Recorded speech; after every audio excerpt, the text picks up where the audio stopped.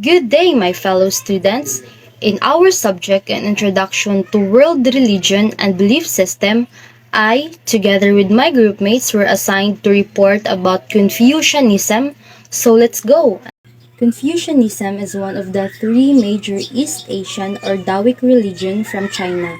It encompasses a group of spiritual and philosophical tradition. Confucianism can be viewed as philosophy and as a religion.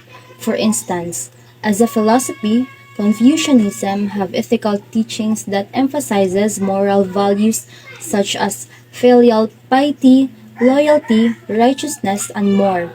As a religion, Confucianism includes practices such as ancestor veneration or respect to paid to a deceased family member. This dual nature of Confucianism reflects a holistic approach to guide individuals in their lives. The core teaching of Confucianism is how to be a gentleman.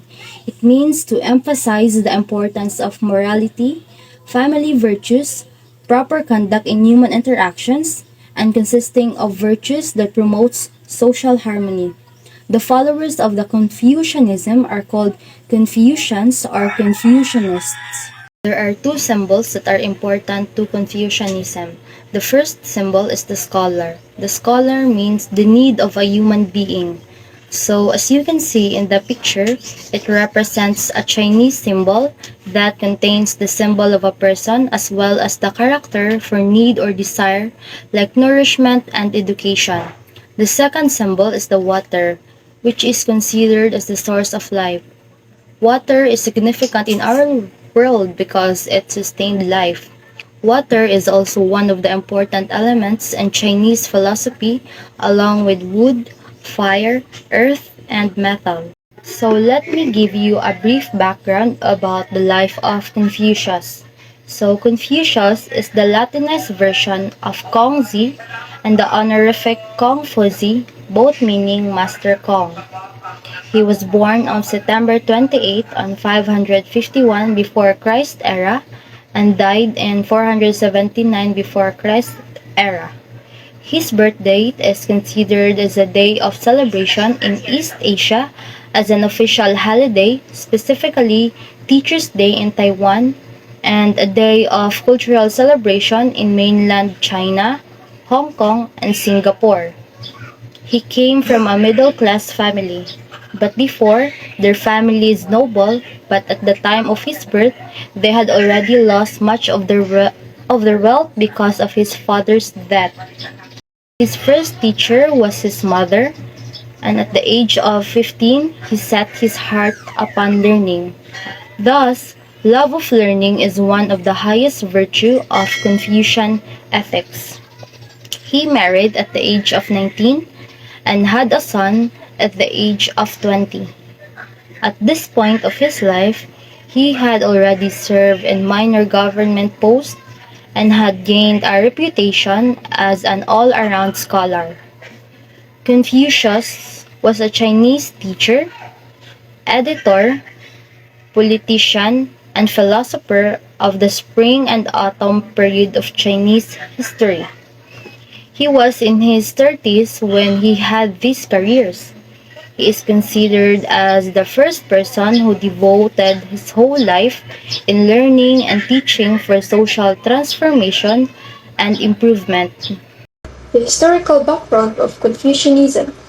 Back in ancient China, during the Warring States period, there were four big states, which is Qiu, Lin, Yan, and Qi, all fighting to be on top, using fancy weapons like chariots and iron weapons. But all this fighting made everything really chaotic. The old way of doing things didn't work anymore, so people needed new ideas to fix everything and make society better. That's when Confucius and his followers came into the picture. They wanted to help everyone, not just themselves. They talked about how to treat each other well and make society run smoothly. So, Confucianism started during a crazy time when everything was messed up and people needed guidance. Confucius and his buddies had some good ideas to help out, and that's the story where Confucianism began.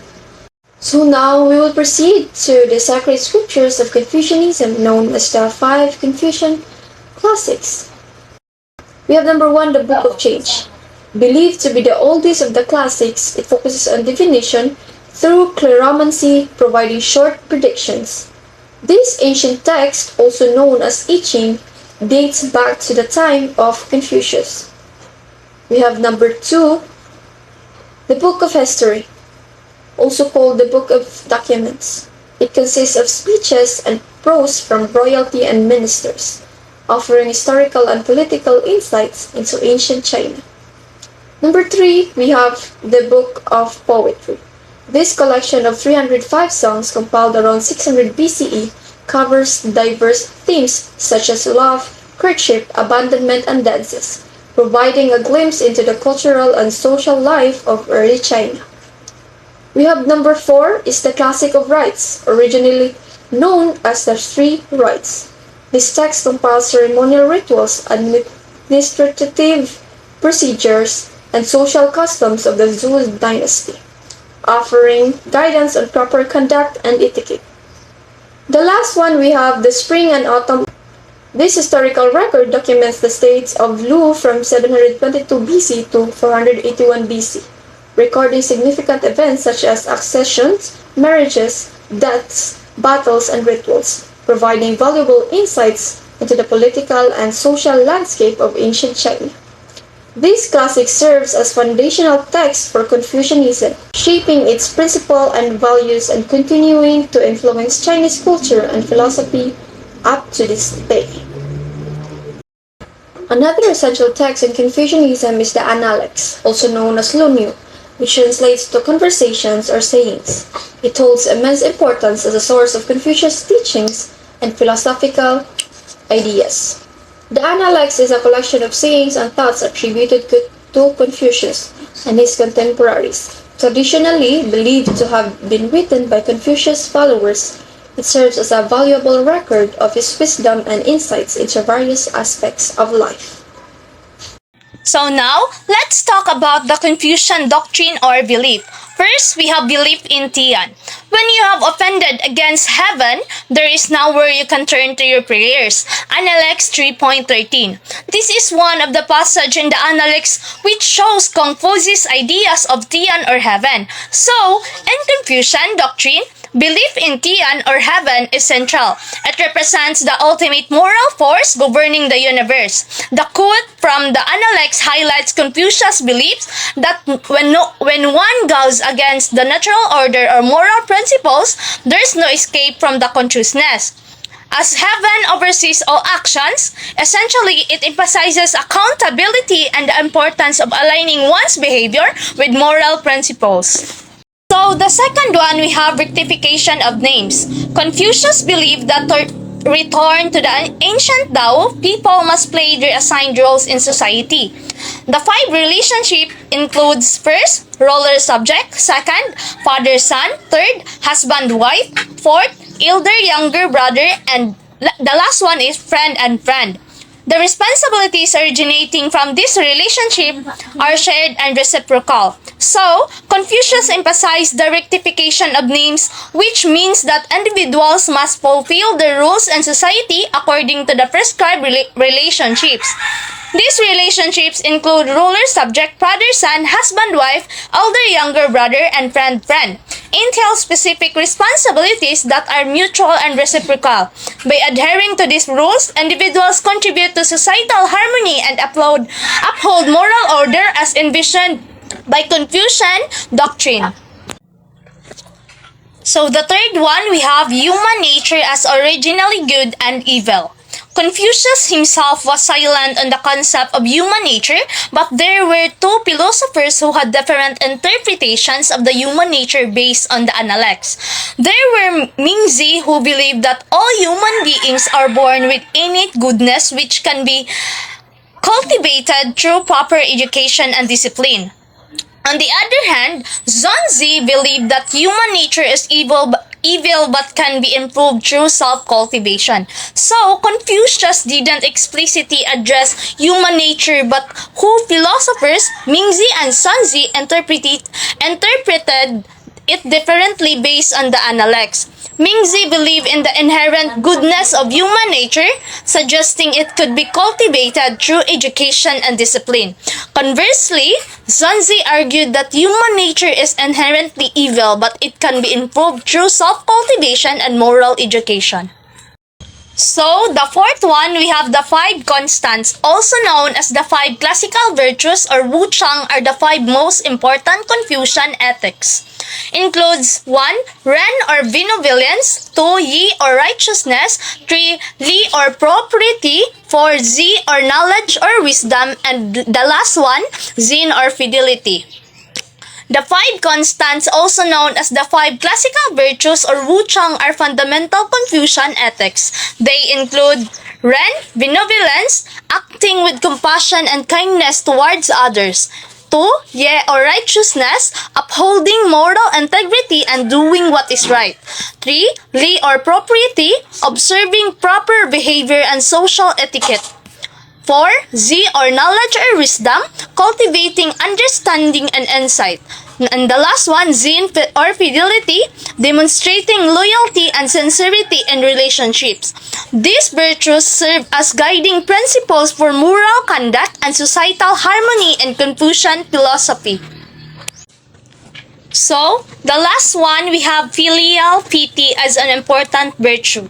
For Confucius, family relations provide a model for social behavior. Respect your own elders, whether your own or others, is emphasized, as well as kindness to your children and juniors, including those others.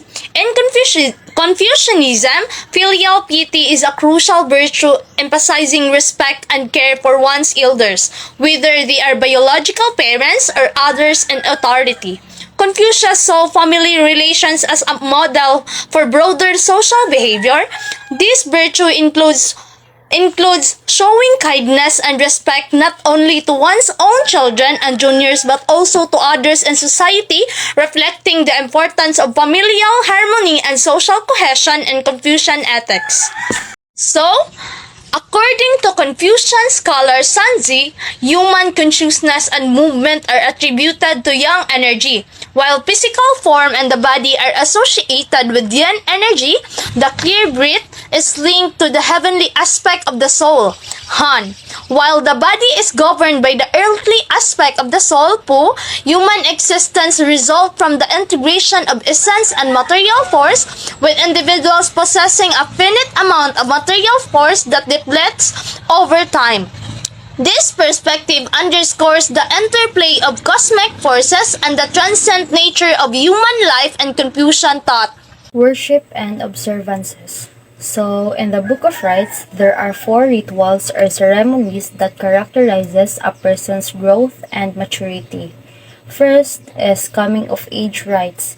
This ceremony is held to signify that a young person has reached the age where he or she could join different activities of his or her clan as an adult.